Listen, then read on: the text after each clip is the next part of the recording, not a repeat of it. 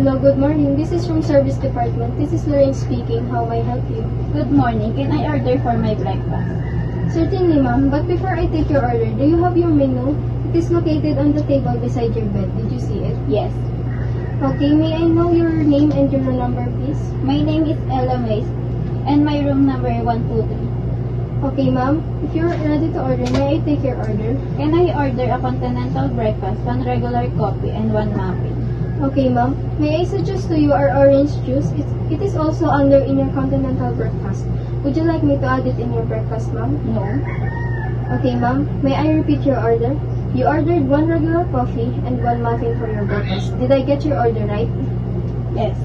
Okay, ma'am. Are you paying cash or may I just charge it on your room? Just charge into my room. Okay, ma'am. Your order will be served within 10 to 15 minutes. Is there anything else that I can do for you, ma'am? No thanks. Okay, ma'am. Thank you and have a nice day. Room service. Room service. Room service.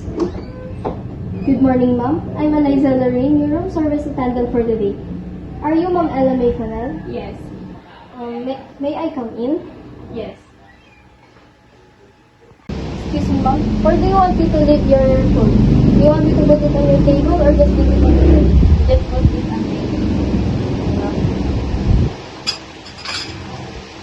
Excuse me, ma'am. Do you want me to open up your curtain to brighten up your room? Yes, please.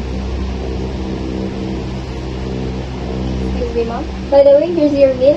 Your one regular coffee and one muffin. Is there something else I can do for you, ma'am? Nothing. Okay, ma'am. If you're ready, just dial 111. Thank you. Enjoy your meal and have a